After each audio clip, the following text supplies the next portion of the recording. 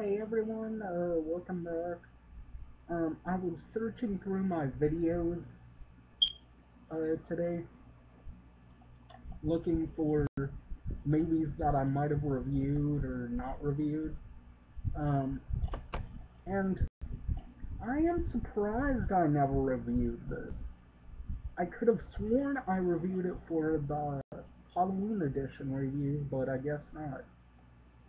And I looked up The Beyond, Seven Doors of Death. That one wasn't in my list. So I guess this will be my first Fulci film that I'll be reviewing. House by the Cemetery. This DVD is bullshit.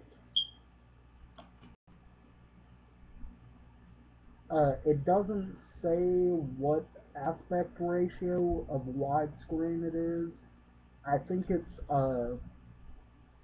when I watch it on my TV, I have to zoom in order to get the black bars to be like normal size. Otherwise, it's pretty much the picture is cropped. The bars are bigger than the movie itself. Uh, but this film I thought was excellent. It's a movie I grew up on.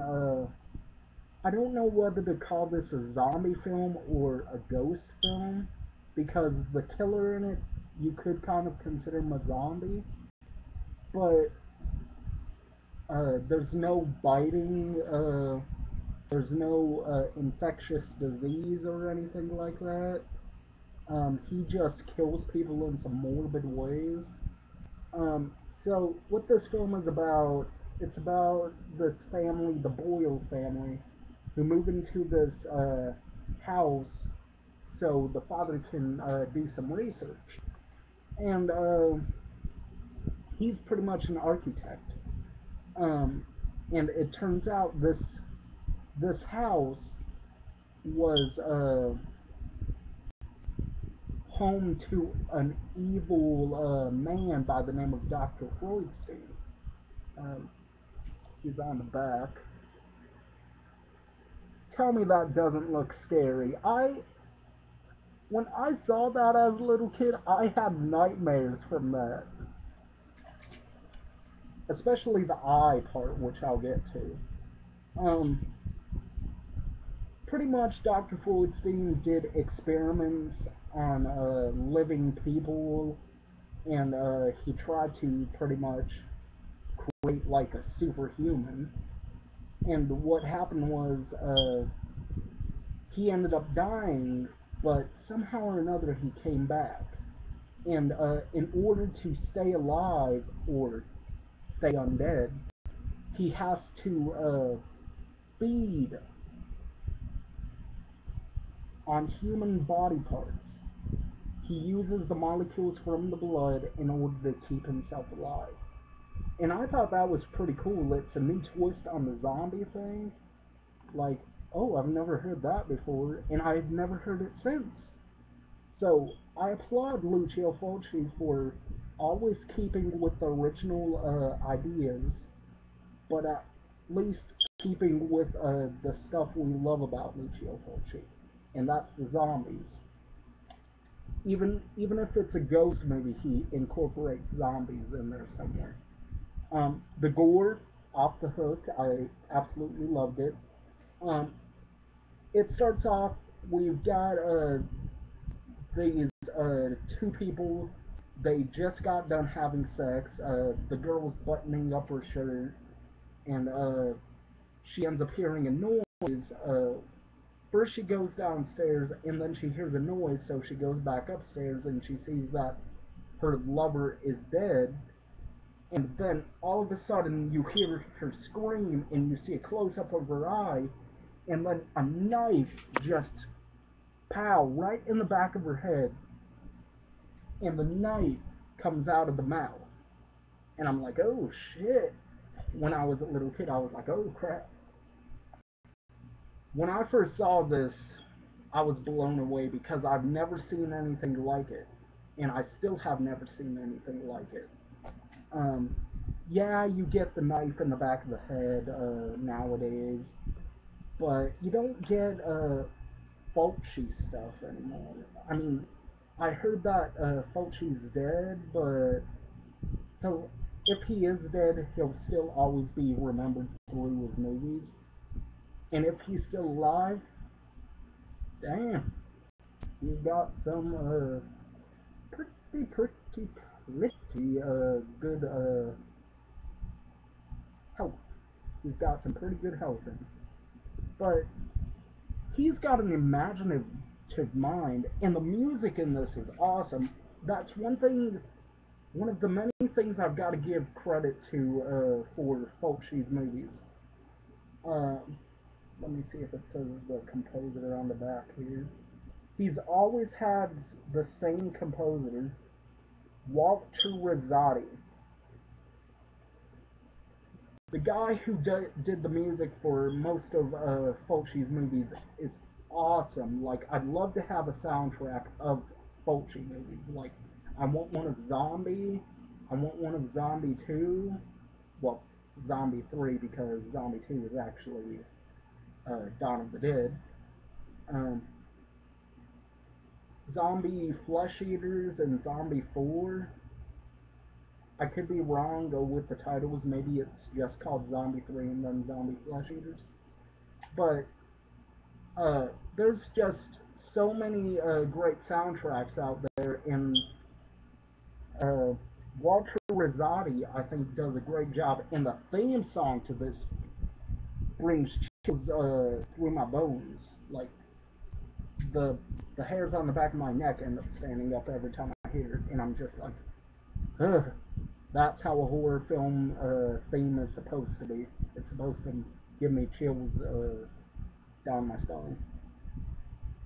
And so the Boyle family moves in. It's a couple years later after the incident of the girl getting the knife through the back of her head. And uh, the the little boy, his name is Bob. Yeah, that's another thing about Lucio Fulci. He's always got to have a character by the name of Bob somewhere in there. I think in the Beyond there's even a not really big character, but the name is Bob. But anyways, the little boy is looking at a picture, and before they get settled into the house, they're in their like old place, moving out. He's looking at a picture, and it's a picture of a little girl in a window with an old woman right beside her, and Bob is like, well, that little girl is telling me not to go to that house. And the mother, played very well by Catriona McCall, or Catherine McCall. Um, she she she says, "What little girl?" And there's no little girl in the picture, so I'm like, oh, so you got the paranormal type of stuff in there too. So uh, they end up moving into the house, and then all of a sudden, Bob ends up meeting the little girl, and I forget the little girl's name. But the people who play in this are Catriona McCall, Paulo Malco, Anja Pernoni, Dagmar Lysander, and then it goes into the producer and screenplay and whatnot. But I think all the actors did a really good job. The dubbing is. I don't knock films for the dubbing, but like the dubbing is kind of laughable. Um, so uh, they end up meeting the little girl, and the little girl decides to play with Bob. And gonna skip forward a little bit. Um, Bob ends up getting a babysitter. Uh, I forget her name. She's a Lucio Fulci regular. She played in City of the Living Dead. I think she played a small part in Zombie, and she plays in this really wicked death scene. Um, but she's a babysitter, and she decides to go looking for Bob. Bob is playing with his car, his RC car, and the babysitter thinks, oh well, he might be in the basement. So she goes down into the basement, which classic horror movie cliche. If there's a horror movie with a dark basement with a bunch of cobwebs, there's bound to be something dark and evil in there. We hear the door shut, and then we hear like crying, like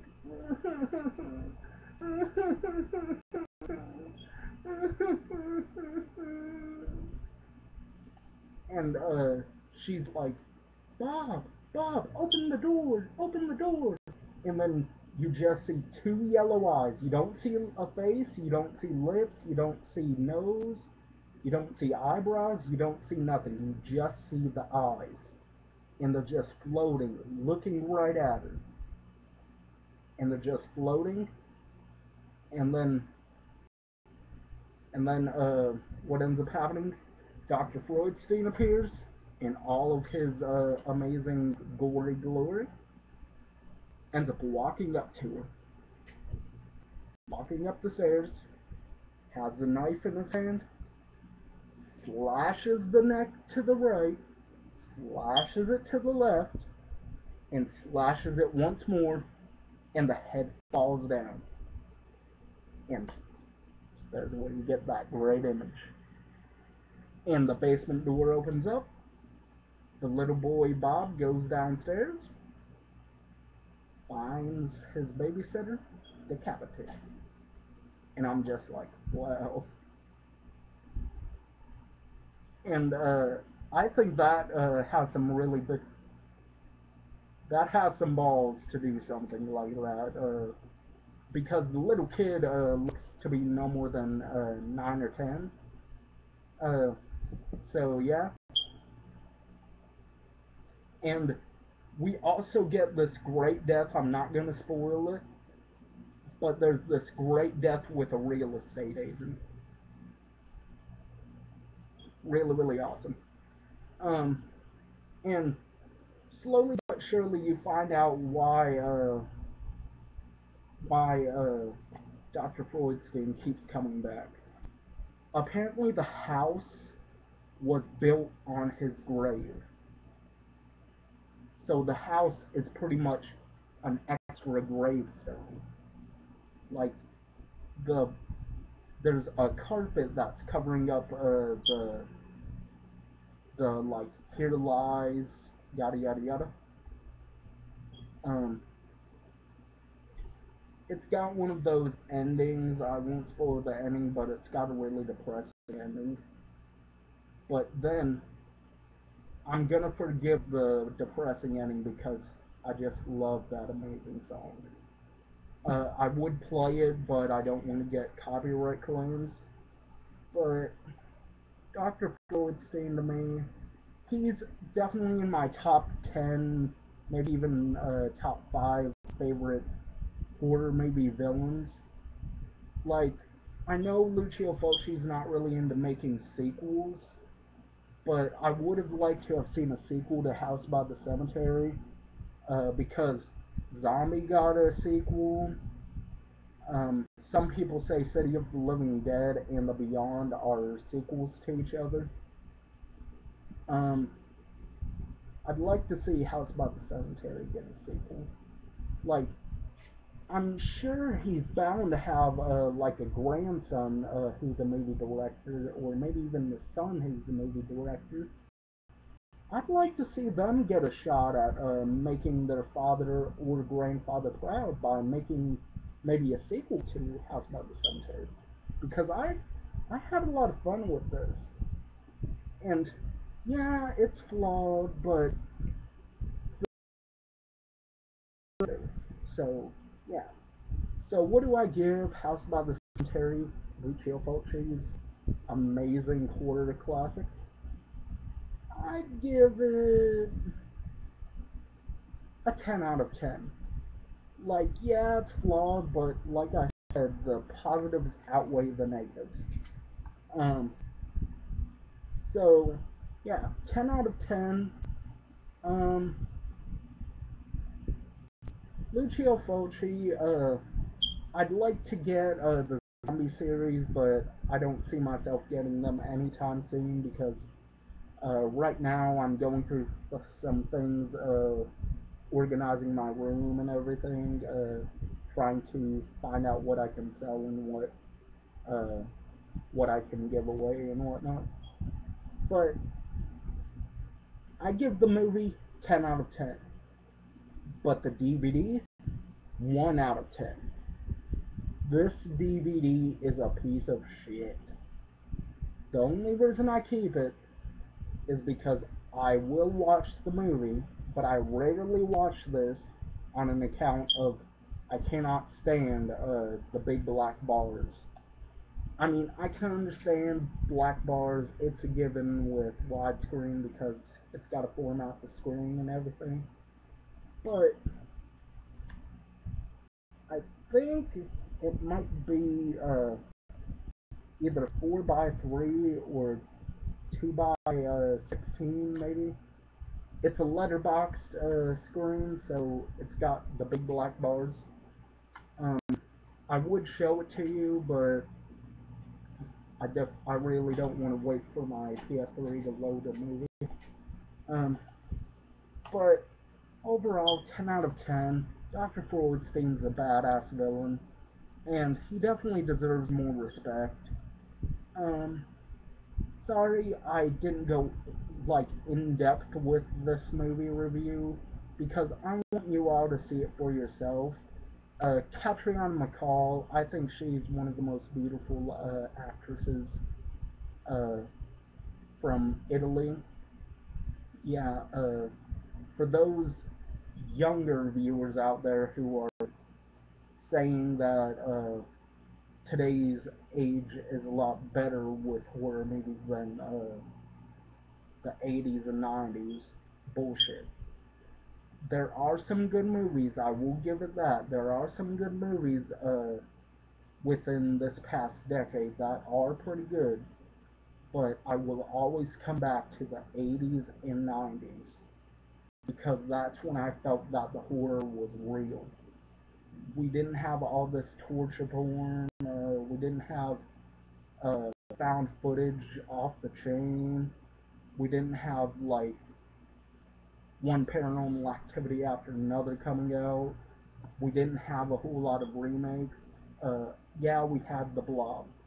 Yeah, we had The Thing. But those were remakes that distanced themselves as far back from the originals as possible. They only kept the titles and the fact of what they were about.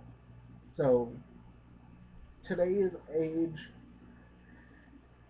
like, I'm not gonna say I hate it because I have seen some good movies this year and these past couple of years. Like, I do like the Killjoy series. I loved Sloppy the Psychotic. I'm really into the drive-through movie. Um, I'm more into the Killer Clown stuff than I am with most of the stuff coming out today. Um, I will review a movie that I saw a couple days ago, and I had a lot of fun with it. I would actually call it probably my favorite movie of 2014. I know it's going to be heresy when people find out what it is, but stay tuned because I will be doing a review over it. But anyways, hopefully you all enjoyed this review.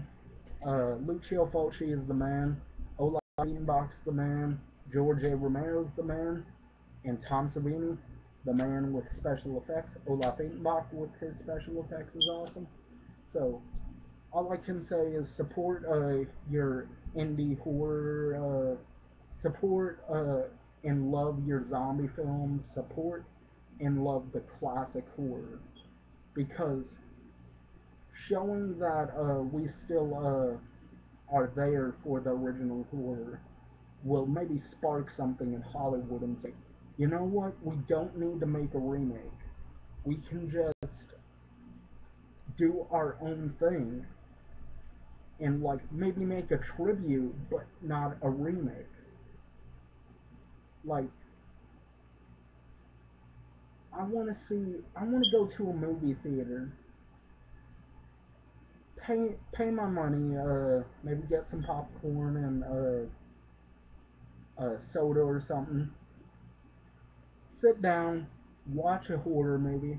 Yeah, it won't be original since the horror movies have been done in every aspect, but I want a fun, good popcorn flick, and I want to go to a horror movie in a theater, have a fun time, jump when the time is given, not just like a boo jump scare, like a really true jump scare.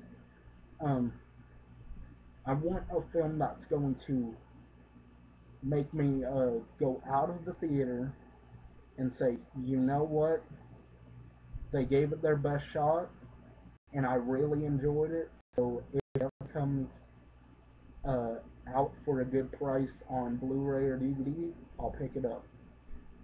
Like I haven't seen a whole lot of really good horror movies in the theater lately. Uh, Texas Chainsaw 3D sucked. So, anyways, this video's gone on too long, 21 minutes.